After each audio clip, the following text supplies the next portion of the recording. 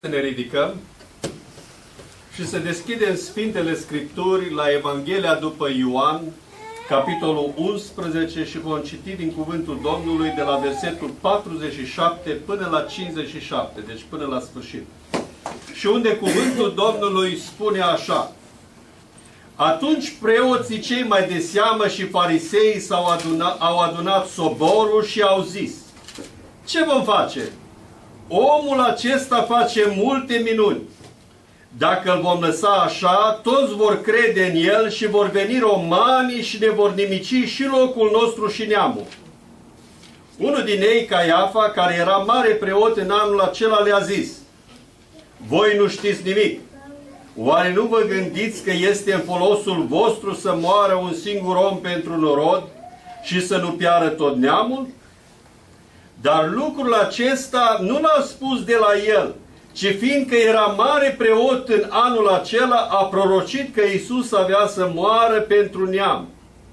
Și nu numai pentru neamul acela, ci ca să adune într-un singur trup pe copiii lui Dumnezeu cei risipiți.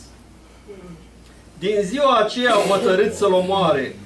De aceea Iisus nu mai umbla pe față printre iudei, ci a plecat de acolo în ținutul de lângă pustie, într-o cetate numită Efraim, și a rămas acolo împreună cu ucenicii săi. Paștele iudeilor erau aproape și mulți oameni din ținutul acela s-au suit la Ierusalim înainte de Paște ca să se curățească. Ei căutau pe Iisus și vorbeau unii cu alții în templu: Ce credeți?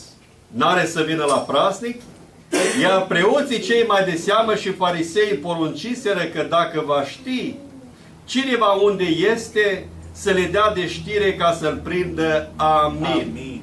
Doamne, te rugăm să binecuvintezi cuvântul Tău. Amin. Și inimile noastre, Doamne, ca să-l primim și să binecuvintezi și pe cei ce ascultă cuvântul Amin. Evangheliei Tale cu mântuire și pocăință. Amin. Amin. Ocupați locurile.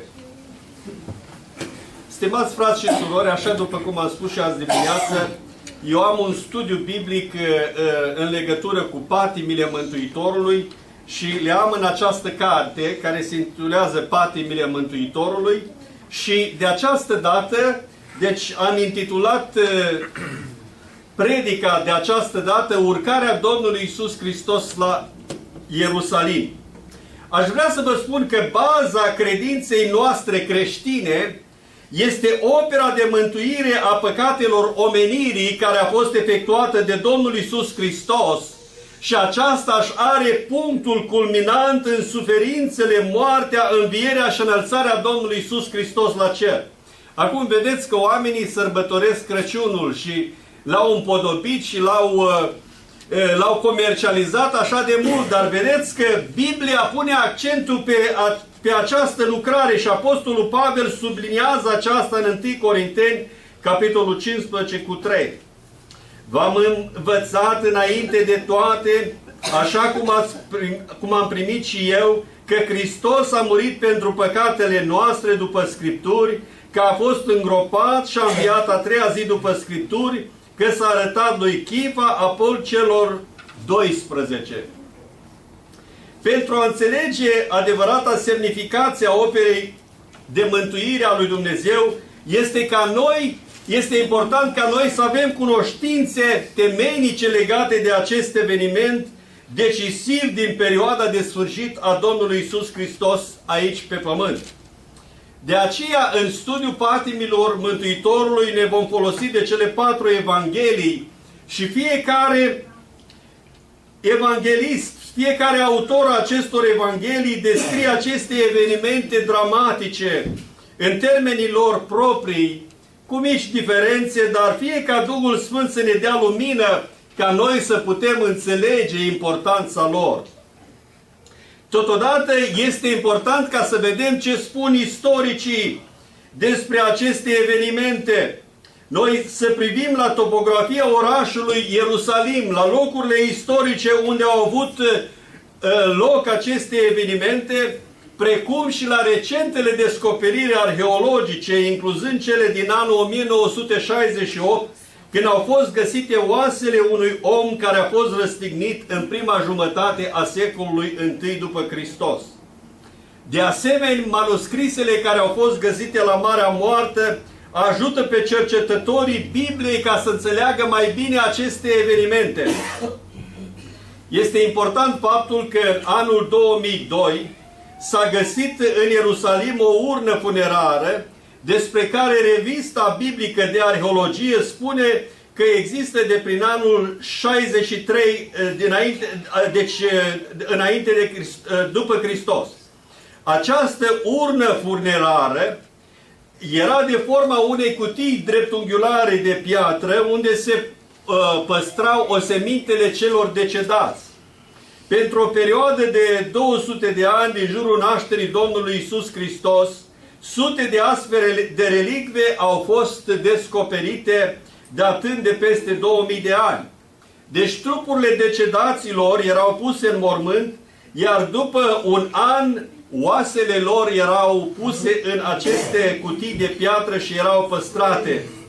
Această cutie care a fost găsită purta inscripția Iacov bar Iosef Ahui di Yeshua, care era în limba aramaică, care în traducere înseamnă Iacov, fiul lui Iosif, fratele lui Isus.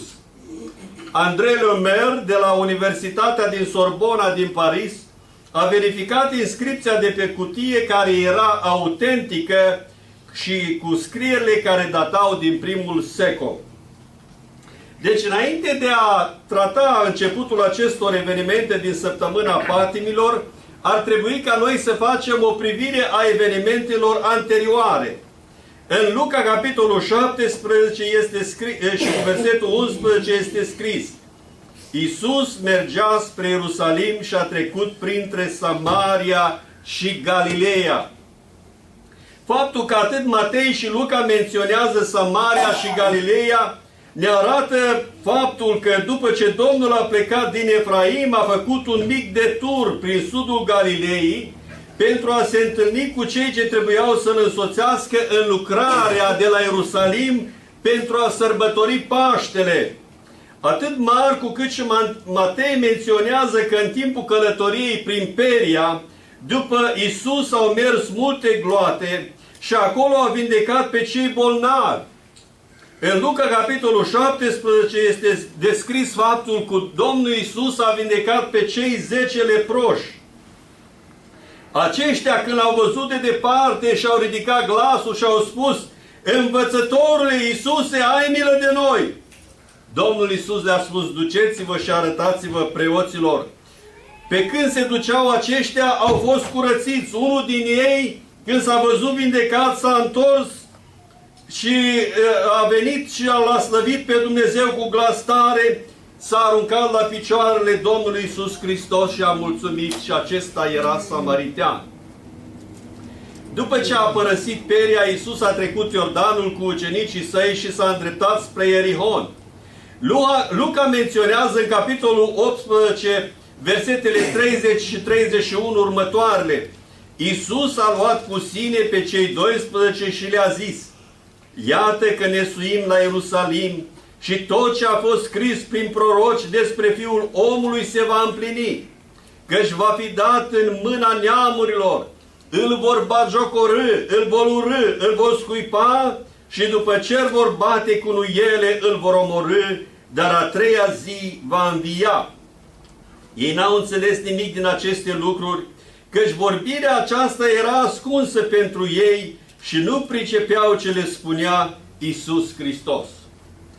Deci, iată, Ierihonul era la o distanță de circa 6 ore de Ierusalim și noi cunoaștem despre Ierihon din Vechiul Testament cum că zidurile Ierihonului au căzut în mod supranatural după ce a fost înconjurate 7 zile de ostașii lui Iosua, și Iosua a pus un blestem asupra Ierihonului. În 1 Împărați, capitolul 16 cu 34, noi citim cum Hiel din Betel a zidit iarăși Ierihonul, i-a pus temeliile cu prețul lui Abiram, întâiul născut, și i-a pus porțile cu prețul lui Șegub, cel mai tânăr fiu al lui, după cuvântul pe care îl spusese Domnul prin Iosua, fiul lui Nun. Istoricul Iosifus numește Erihonul Micul Paradis și era un oraș prosper, cu o istorie destul de îndelungată. Totodată noi aflăm din Sfintele Scripturi că pe câmpiile Erihonului a fost capturat Ezechia de către armata haldeilor. Erihonul a fost fortificat de sirieni în timpul dominației lui Antiochus Epifanes și aceste forturi au fost distruse de Pompei, iar apoi refăcute de Irod. Fiul său Arhelaus însă a zidit un palat acolo. Erihonul avea o climă caldă ce dădea posibilitatea de plantații de palmieri și alte plante exotice care răspândeau o mireasmă parfumată în aer și de aici derivă și numele orașului, care înseamnă de fapt parfumat. Luca menționează în capitolul 18 că în momentul intrării Domnului Iisus Hristos în Ierusalim, acolo a fost un orb numit Bartimeu și când a auzit că trece pe acolo Domnul Iisus Hristos, a început să țipe și să strige: Iisuse, Fiul lui David, ai milă de mine! Oamenii aceștia însă îl certau și spuneau ca să tacă, însă el probabil că a auzit de marile minuni ale Domnului Iisus Hristos. A auzit despre învierea fiului văduvei din Nain, a auzit despre vindecarea, despre înmulțirea pâinilor și a venit la Domnul Iisus Hristos și când a ajuns acolo, Domnul Iisus l-a întrebat: ce vrei să-ți fac? Și el a spus: Doamne, a răspuns el, să-mi capăt vederea. Iisus l-a vindecat și i-a spus: credința ta te-a mântuit. Și Bartimeu a mers în anturajul Domnului Iisus Hristos, slăvit pe Dumnezeu.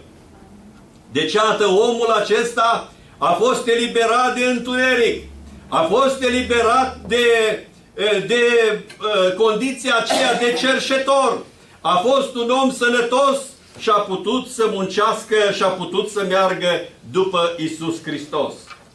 De asemenea, în capitolul 19, Luca descrie cum după ce Domnul a intrat în cetate, un anume Zacheu, mai marele vameșilor, pentru că era un om mic de statură, a alergat înainte, s-a aruncat într-un copac și de acolo ca să-L vadă pe Domnul Iisus Hristos.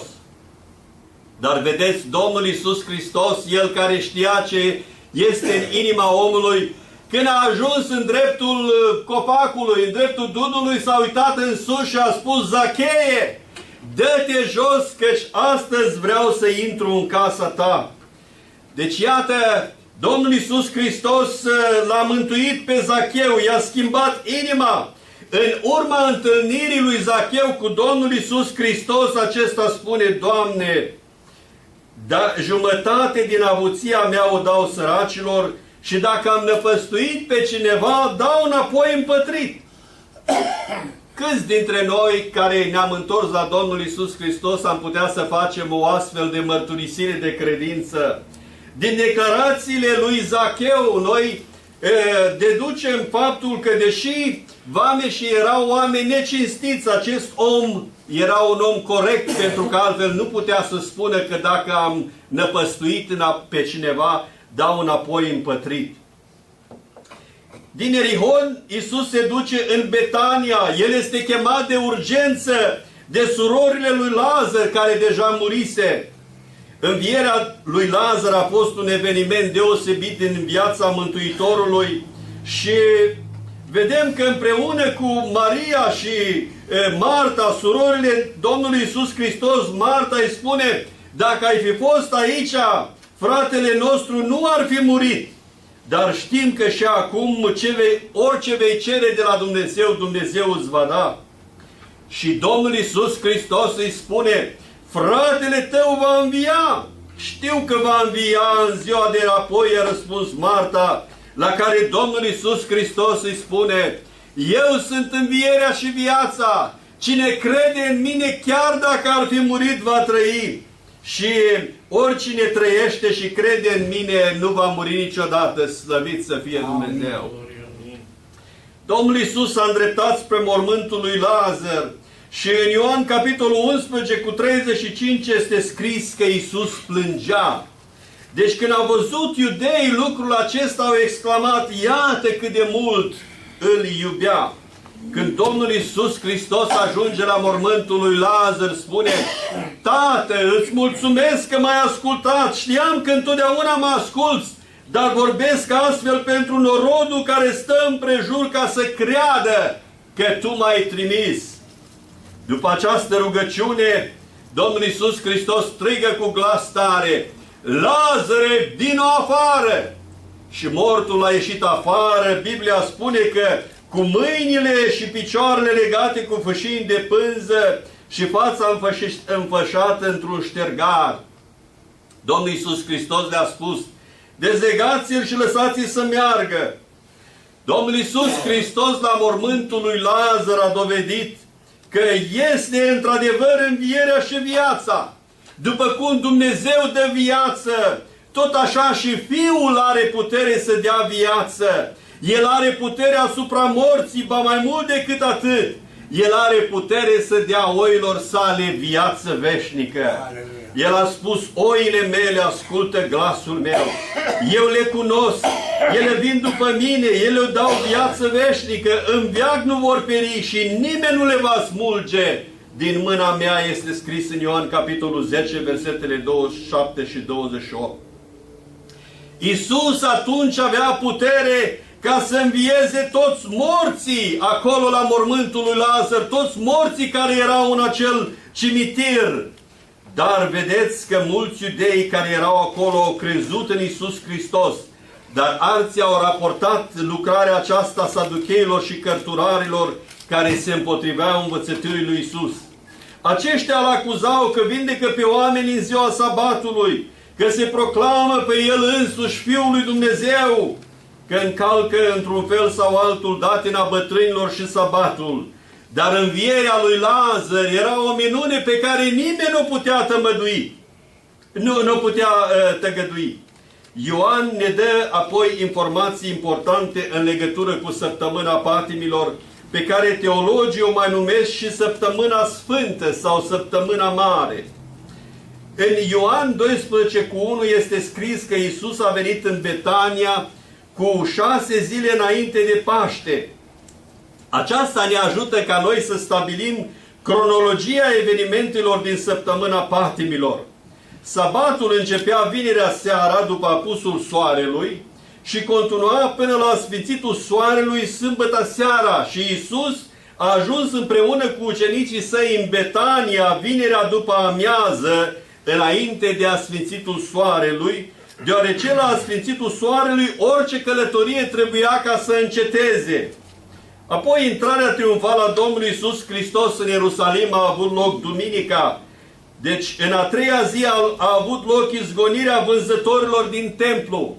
A patra zi, adică marți, a fost ziua când membrii Sinedriului s-au căutat să-L prindă, iar mai târziu Domnul Iisus a ținut acel discurs de pe muntele Măslinilor.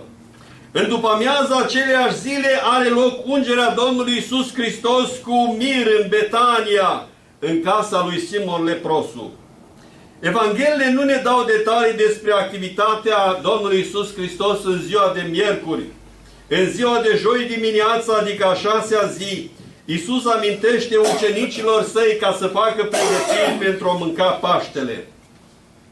Toate evenimentele relatate în Evanghelie ne arată că Iisus a sărbătorit Paștele împreună cu ucenicii săi, în același timp cu toți locuitorii din Ierusalim. Ioachim Eremia, care a locuit mai mulți ani la Ierusalim, a scris în lucrarea sa Ierusalimul în timpul lui Iisus și notează că populația orașului din acele timpuri avea circa 30.000 de locuitori. De sărbătoarea Paștelor la Ierusalim veneau foarte mulți perelini, în jur de 150.000 de persoane, și erau sacrificați circa 18.000 de miei. Cei care veneau pentru a sărbători Paștele stăteau cu rudele și prietenii și de asemenea la hotelurile de pe lângă sinagogi, iar în oraș sau în afara orașului Ierusalim pe muntele Măslinilor.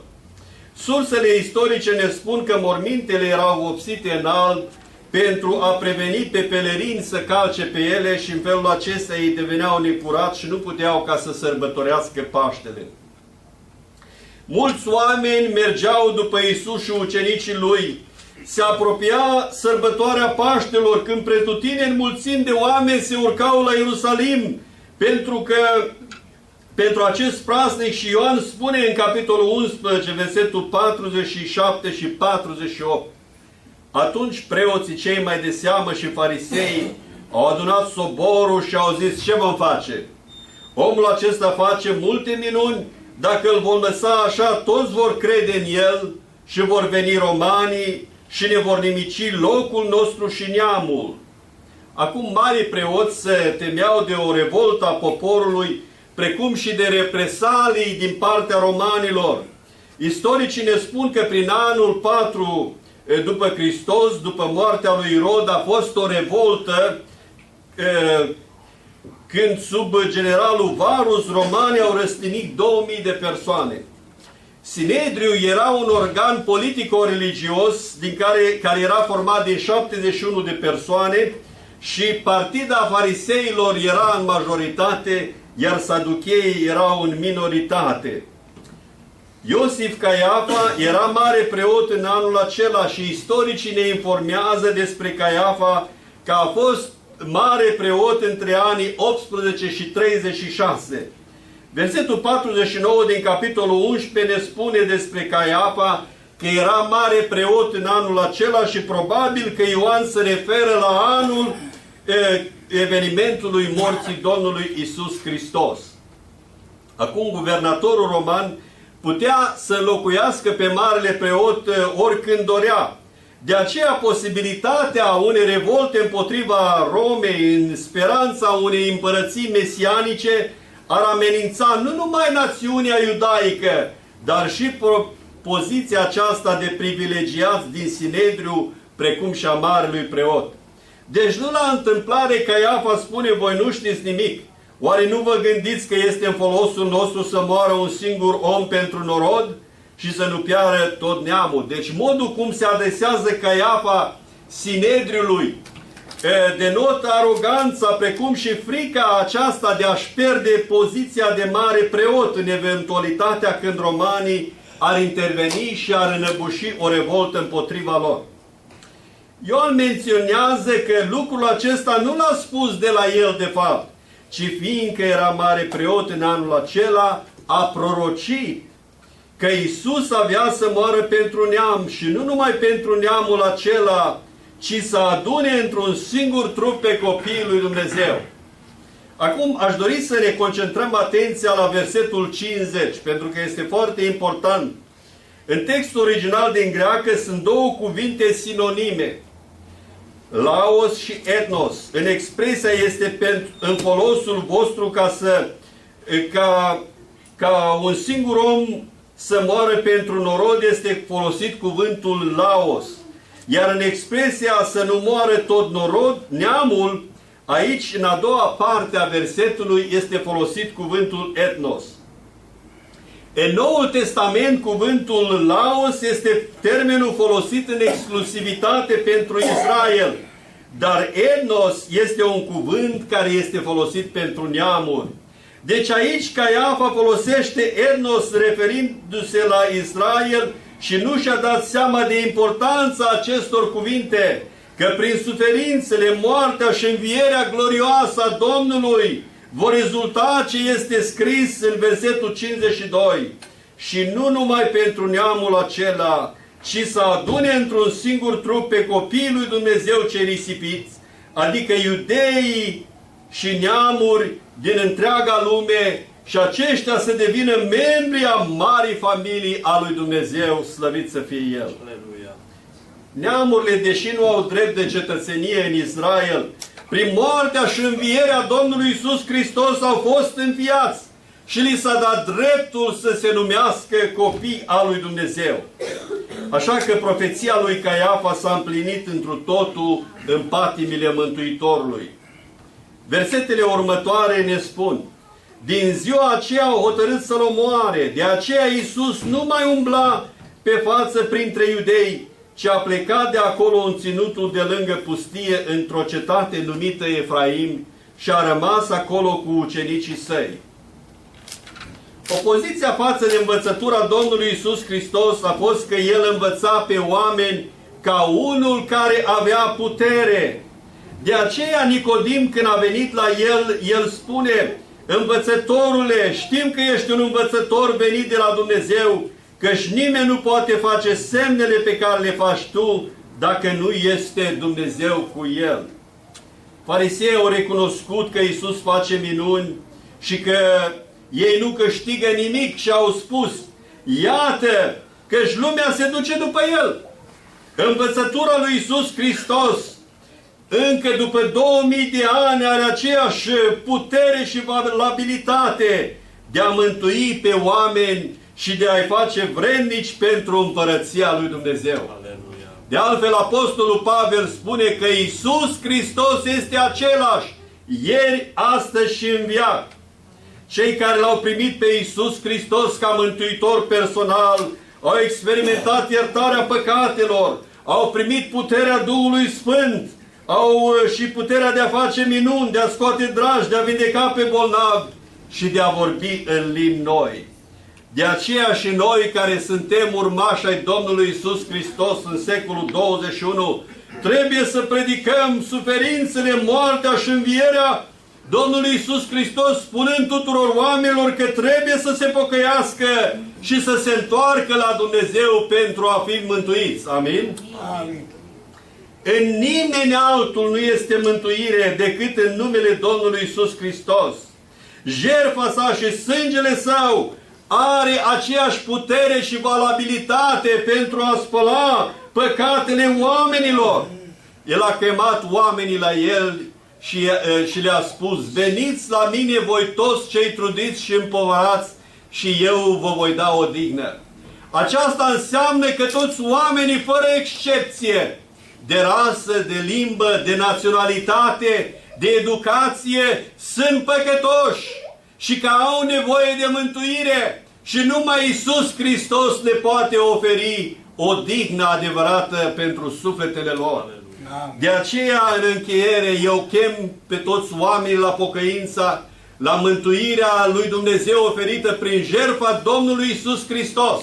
Și vreau să te întreb, iubitul meu ascultător, ești tu un om nou în Iisus Hristos? Aleluia. Ești tu o făptură nouă? Ești un copil al lui Dumnezeu? Dacă nu astăzi, încă nu este târziu, poți să vii și să-L primești pe El ca mântuitor personal. Mergi la biserică duminica viitoare și întoarce-te la Dumnezeu și citește Biblia și fie ca Dumnezeu să ne binecuvinteze pe toți și până ne întâlnim din nou doresc ca Dumnezeu să ne binecuvinteze. Amin. Amin. Să ne ridicăm și să deschidem Sfintele Scripturi la Evanghelia după Ioan, capitolul 11, și vom citi din cuvântul Domnului de la versetul 47 până la 57, deci până la sfârșit. Și unde cuvântul Domnului spune așa: atunci preoții cei mai de seamă și fariseii au adunat soborul și au zis: ce vom face? Omul acesta face multe minuni. Dacă îl vom lăsa așa, toți vor crede în el și vor veni romanii și ne vor nimici și locul nostru și neamul. Unul din ei, Caiafa, care era mare preot în anul acela, le-a zis: voi nu știți nimic. Oare nu vă gândiți că este în folosul vostru să moară un singur om pentru norod și să nu piară tot neamul? Dar lucrul acesta nu l-a spus de la el, ci fiindcă era mare preot în anul acela, a prorocit că Iisus avea să moară pentru neam. Și nu numai pentru neamul acela, ci ca să adune într-un singur trup pe copiii lui Dumnezeu cei risipiți. Din ziua aceea au hotărât să-L omoare. De aceea Iisus nu mai umbla pe față printre iudei, ci a plecat de acolo în ținutul de lângă pustie, într-o cetate numită Efraim, și a rămas acolo împreună cu ucenicii săi. Paștele iudeilor erau aproape și mulți oameni din ținutul acela s-au suit la Ierusalim înainte de Paște ca să se curățească. Ei căutau pe Iisus și vorbeau unii cu alții în templu: ce credeți? N-are să vină la praznic? Iar preoții cei mai de seamă și farisei porunciseră că dacă va ști cineva unde este, să le dea de știre ca să-l prindă. Amin. Amin. Doamne, te rugăm să binecuvintezi cuvântul Tău. Amin. Și inimile noastre, Doamne, ca să-l primim și să binecuvintezi și pe cei ce ascultă cuvântul Amin. Evangheliei Tale cu mântuire și pocăință. Amin. Amin. Ocupați locurile. Stimați frați și surori, așa după cum am spus și azi dimineață, eu am un studiu biblic în legătură cu patimile Mântuitorului și le am în această carte care se intitulează Patimile Mântuitorului și de această dată, deci am intitulat predica de această dată Urcarea Domnului Iisus Hristos la Ierusalim. Aș vrea să vă spun că baza credinței noastre creștine este opera de mântuire a păcatelor omenirii care a fost efectuată de Domnul Iisus Hristos și aceasta își are punctul culminant în suferințele, moartea, învierea și înălțarea Domnului Iisus Hristos la cer. Acum vedeți că oamenii sărbătoresc Crăciunul și l-au împodobit și l-au comercializat așa de mult, dar vedeți că Biblia pune accentul pe această lucrare și Apostolul Pavel subliniază aceasta în 1 Corinteni, capitolul 15 cu 3. V-am învățat înainte de toate, așa cum am primit și eu, că Hristos a murit pentru păcatele noastre după Scripturi, că a fost îngropat și a înviat a treia zi după Scripturi, că s-a arătat lui Chifa, apoi celor 12. Pentru a înțelege adevărata semnificație a operei de mântuire a lui Dumnezeu, este important ca noi să avem cunoștințe temeinice legate de acest eveniment decisiv din perioada de sfârșit a Domnului Iisus Hristos aici pe pământ. De aceea, în studiul patimilor Mântuitorului ne vom folosi de cele 4 evanghelii și fiecare evanghelist, fiecare autor a acestor evanghelii descrie aceste evenimente dramatice în termenii lor proprii, cu mici diferențe, dar fie ca Duhul Sfânt să ne dea lumină ca noi să putem înțelege importanța lor. Totodată este important ca să vedem ce spun istoricii despre aceste evenimente. Noi să privim la topografia orașului Ierusalim, la locurile istorice unde au avut loc aceste evenimente, precum și la recentele descoperiri arheologice, incluzând cele din anul 1968, când au fost găsite oasele unui om care a fost răstignit în prima jumătate a secolului I după Hristos. De asemenea, manuscrisele care au fost găsite la Marea Moartă ajută pe cercetătorii Bibliei ca să înțeleagă mai bine aceste evenimente. Este important faptul că în anul 2002 s-a găsit în Ierusalim o urnă funerară despre care revista biblică de arheologie spune că există de prin anul 63 după Hristos. Această urnă funerară era de forma unei cutii dreptunghiulare de piatră unde se păstrau osemintele celor decedați. Pentru o perioadă de 200 de ani din jurul nașterii Domnului Iisus Hristos, sute de astfel de relicve au fost descoperite datând de peste 2000 de ani. Deci trupurile decedaților erau puse în mormânt, iar după un an oasele lor erau puse în aceste cutii de piatră și erau păstrate. Această cutie care a fost găsită purta inscripția Iacov bar Iosef Ahui di Yeshua, care era în limba aramaică, care în traducere înseamnă Iacov, fiul lui Iosif, fratele lui Isus. André Lemaire, de la Universitatea din Sorbona din Paris, a verificat inscripția de pe cutie care era autentică și cu scrierile care datau din primul secol. Deci, înainte de a trata începutul acestor evenimente din săptămâna patimilor, ar trebui ca noi să facem o privire a evenimentelor anterioare. În Luca, capitolul 17 este scris, și cu versetul 11 este scris: Iisus mergea spre Ierusalim și a trecut printre Samaria și Galileea. Faptul că atât Matei și Luca menționează Samaria și Galileea ne arată faptul că după ce Domnul a plecat din Efraim, a făcut un mic detur prin sudul Galileei pentru a se întâlni cu cei ce trebuiau să-L însoțească în lucrarea de la Ierusalim pentru a sărbători Paștele. Atât Marcu cât și Matei menționează că în timpul călătoriei prin Peria, după Iisus au mers multe gloate și acolo au vindecat pe cei bolnavi. În Luca, capitolul 17, este descris faptul că Domnul Iisus a vindecat pe cei 10 leproși. Aceștia, când l-au văzut de departe, și-au ridicat glasul și au spus: Învățătorule Iisuse, ai milă de noi! Domnul Iisus le-a spus: duceți-vă și arătați-vă preoților. Pe când se duceau aceștia, au fost curățiți. Unul din ei, când s-a văzut vindecat, s-a întors și a venit și l-a slăvit pe Dumnezeu cu glas tare, s-a aruncat la picioarele Domnului Iisus Hristos și a mulțumit, și acesta era samaritean. După ce a părăsit Peria, Iisus a trecut Iordanul cu ucenicii săi și s-a îndreptat spre Ierihon. Luca menționează în capitolul 18, versetele 30 și 31 următoarele.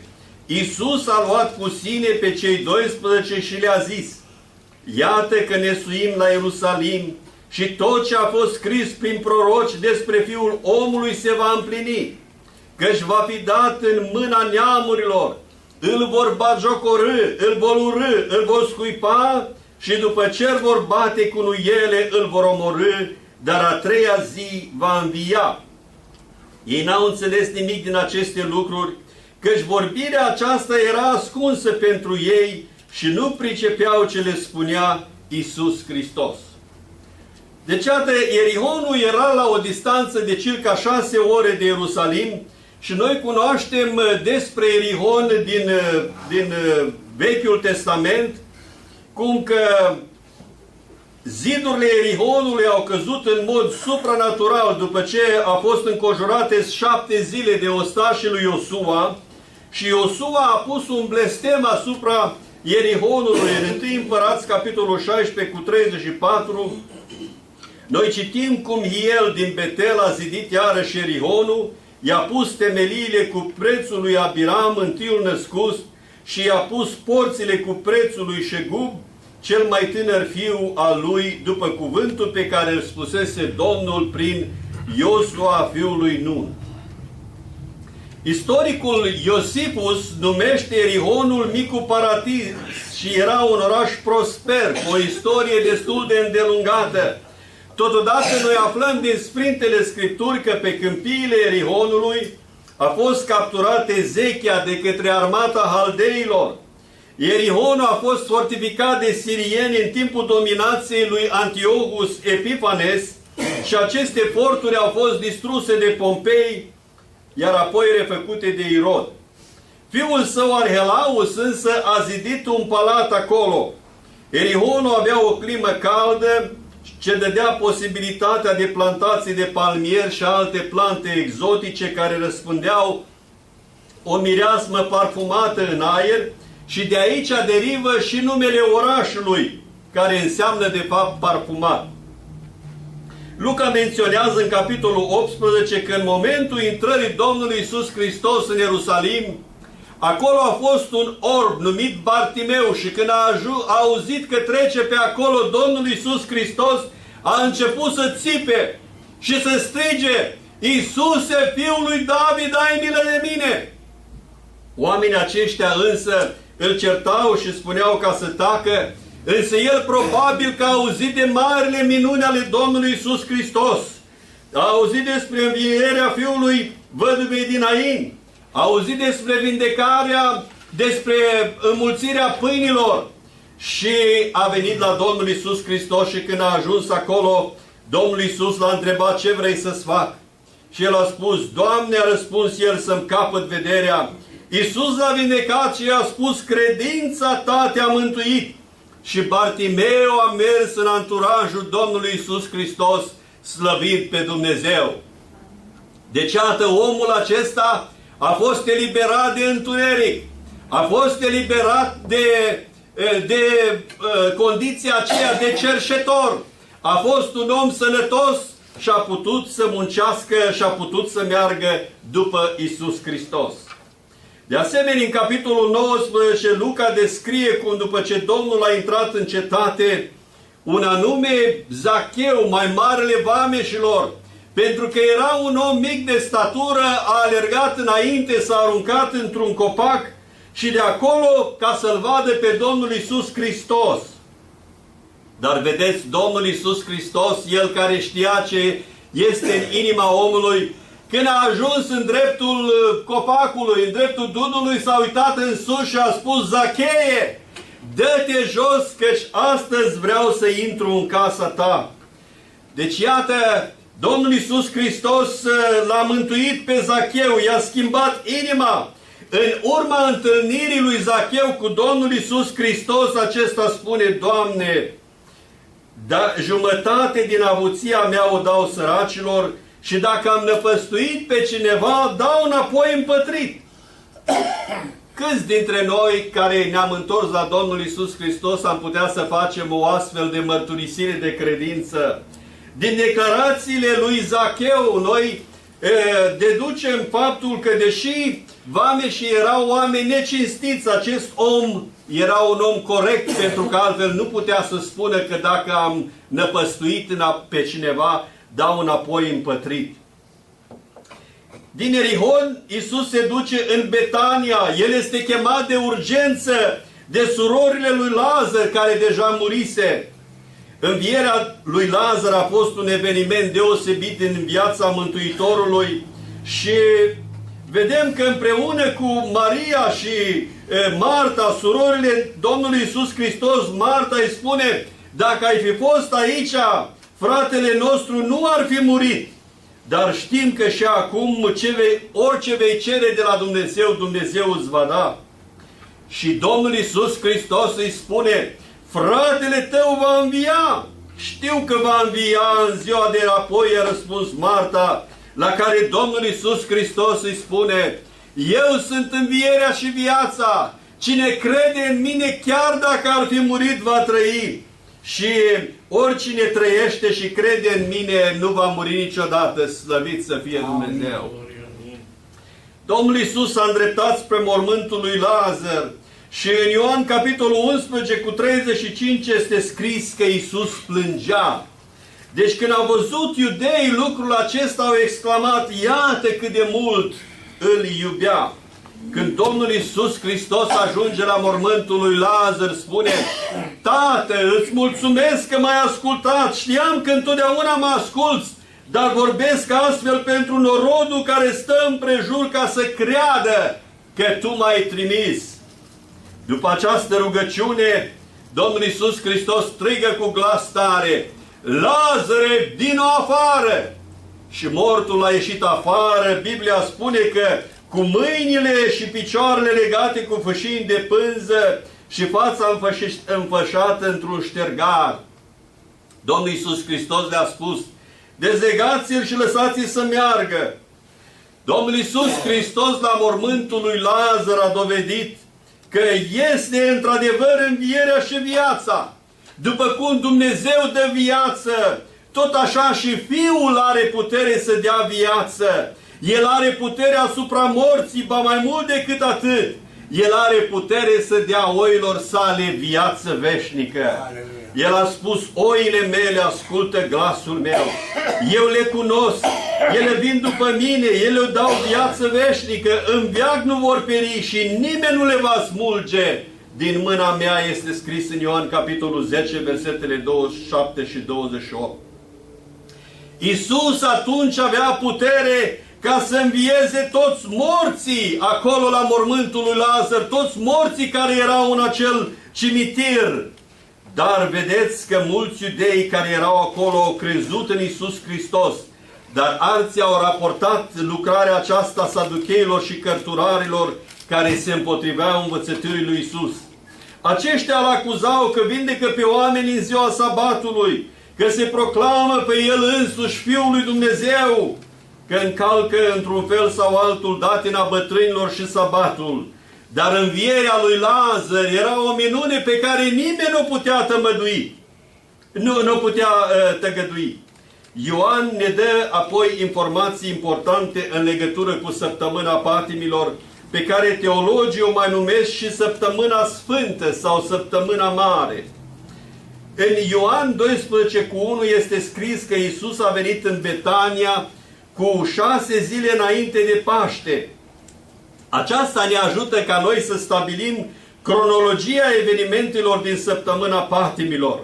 Sabatul începea vinerea seara după apusul soarelui și continua până la sfințitul soarelui sâmbătă seara și Iisus a ajuns împreună cu ucenicii săi în Betania vinerea după amiază, înainte de asfințitul soarelui, deoarece la asfințitul soarelui orice călătorie trebuia ca să înceteze.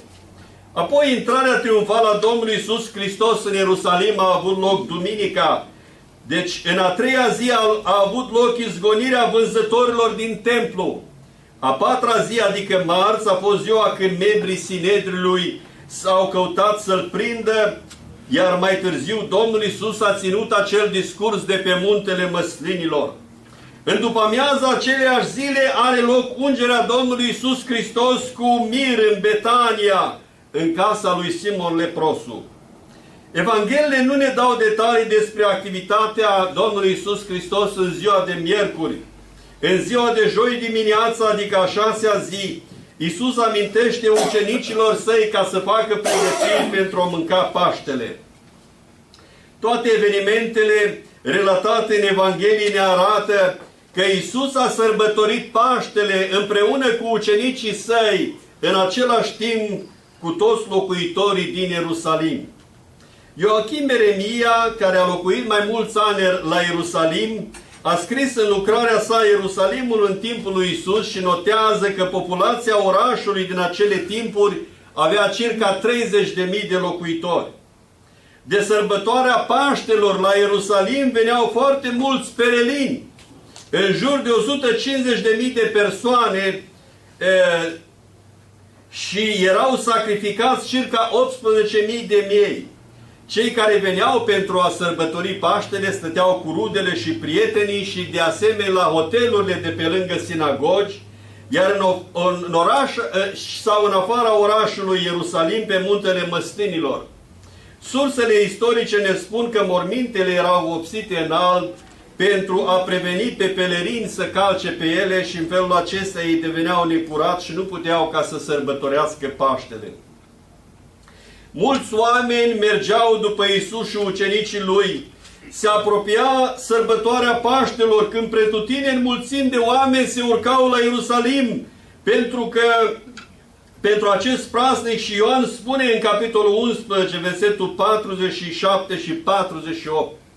Atunci preoții cei mai de seamă și farisei au adunat soborul și au zis: ce vom face? Omul acesta face multe minuni. Dacă îl vom lăsa așa, toți vor crede în el și vor veni romanii și ne vor nimici locul nostru și neamul. Acum marii preoți se temeau de o revoltă a poporului, precum și de represalii din partea romanilor. Istoricii ne spun că prin anul 4 după Hristos, după moartea lui Irod, a fost o revoltă când sub generalul Varus romanii au răstinit 2000 de persoane. Sinedriul era un organ politico-religios care era format din 71 de persoane și partida fariseilor era în majoritate, iar saducheii erau în minoritate. Iosif Caiafa era mare preot în anul acela și istoricii ne informează despre Caiafa că a fost mare preot între anii 18 și 36. Versetul 49 din capitolul 11 ne spune despre Caiafa că era mare preot în anul acela și probabil că Ioan se referă la anul evenimentului morții Domnului Iisus Hristos. Acum, guvernatorul roman putea să înlocuiască pe marele preot oricând dorea. De aceea posibilitatea unei revolte împotriva Romei în speranța unei împărății mesianice ar amenința nu numai națiunea iudaică, dar și poziția aceasta de privilegiați din Sinedriu, precum și a marelui preot. Deci nu la întâmplare Caiafa spune, voi nu știți nimic. Oare nu vă gândiți că este în folosul nostru să moară un singur om pentru norod și să nu piară tot neamul? Deci modul cum se adresează Caiafa Sinedriului denotă aroganța, precum și frica aceasta de a-și pierde poziția de mare preot în eventualitatea când romanii ar interveni și ar înăbuși o revoltă împotriva lor. Ioan menționează că lucrul acesta nu l-a spus de la el de fapt, ci fiindcă era mare preot în anul acela, a prorocit că Iisus avea să moară pentru neam și nu numai pentru neamul acela, ci să adune într-un singur trup pe copiii lui Dumnezeu. Acum aș dori să ne concentrăm atenția la versetul 50, pentru că este foarte important. În textul original din greacă sunt două cuvinte sinonime, laos și ethnos. În expresia este în folosul vostru ca un singur om să moară pentru norod este folosit cuvântul laos. Iar în expresia să nu moară tot norod, neamul, aici în a doua parte a versetului este folosit cuvântul ethnos. În Noul Testament, cuvântul laos este termenul folosit în exclusivitate pentru Israel, dar ethnos este un cuvânt care este folosit pentru neamuri. Deci aici Caiafa folosește ethnos referindu-se la Israel și nu și-a dat seama de importanța acestor cuvinte, că prin suferințele, moartea și învierea glorioasă a Domnului vor rezulta ce este scris în versetul 52. Și nu numai pentru neamul acela, ci să adune într-un singur trup pe copiii lui Dumnezeu cei risipiți, adică iudeii și neamuri din întreaga lume, și aceștia să devină membri a marii familii a lui Dumnezeu, slăvit să fie El. Aleluia. Neamurile, deși nu au drept de cetățenie în Israel, prin moartea și învierea Domnului Iisus Hristos au fost înviați și li s-a dat dreptul să se numească copii al lui Dumnezeu. Așa că profeția lui Caiafa s-a împlinit întru totul în patimile Mântuitorului. Versetele următoare ne spun: din ziua aceea au hotărât să-L omoare, de aceea Iisus nu mai umbla pe față printre iudei, ci a plecat de acolo în ținutul de lângă pustie, într-o cetate numită Efraim, și a rămas acolo cu ucenicii săi. Opoziția față de învățătura Domnului Iisus Hristos a fost că El învăța pe oameni ca unul care avea putere. De aceea Nicodim, când a venit la El spune: învățătorule, știm că ești un învățător venit de la Dumnezeu, căci nimeni nu poate face semnele pe care le faci tu dacă nu este Dumnezeu cu El. Fariseii au recunoscut că Iisus face minuni și că ei nu câștigă nimic și au spus: iată, căci lumea se duce după El. Învățătura lui Iisus Hristos încă după 2000 de ani are aceeași putere și valabilitate de a mântui pe oameni și de a-i face vrednici pentru împărăția lui Dumnezeu. Aleluia. De altfel, Apostolul Pavel spune că Iisus Hristos este același ieri, astăzi și în veac. Cei care L-au primit pe Iisus Hristos ca mântuitor personal au experimentat iertarea păcatelor, au primit puterea Duhului Sfânt, au și puterea de a face minuni, de a scoate dragi, de a vindeca pe bolnavi și de a vorbi în limbi noi. De aceea și noi, care suntem urmași ai Domnului Iisus Hristos în secolul 21, trebuie să predicăm suferințele, moartea și învierea Domnului Iisus Hristos, spunând tuturor oamenilor că trebuie să se pocăiască și să se întoarcă la Dumnezeu pentru a fi mântuiți. Amin? Amin.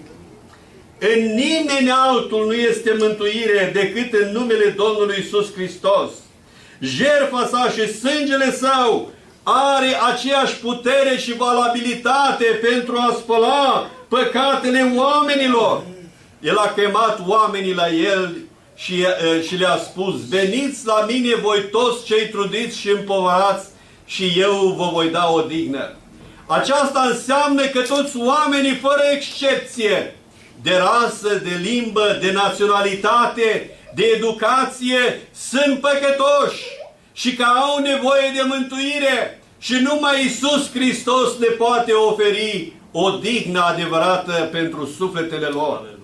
De aceea, în încheiere, eu chem pe toți oamenii la pocăința, la mântuirea lui Dumnezeu oferită prin jertfa Domnului Iisus Hristos. Și vreau să te întreb, iubitul meu ascultător, ești tu un om nou în Iisus Hristos? Aleluia. Ești tu o făptură nouă? Ești tu un copil al lui Dumnezeu? Dacă nu astăzi, încă nu este târziu, poți să vii și să-L primești pe El ca mântuitor personal. Mergi la biserică duminica viitoare și întoarce-te la Dumnezeu și citește Biblia și fie ca Dumnezeu să ne binecuvinteze pe toți și până ne întâlnim din nou doresc ca Dumnezeu să ne binecuvinteze. Amin. Amin.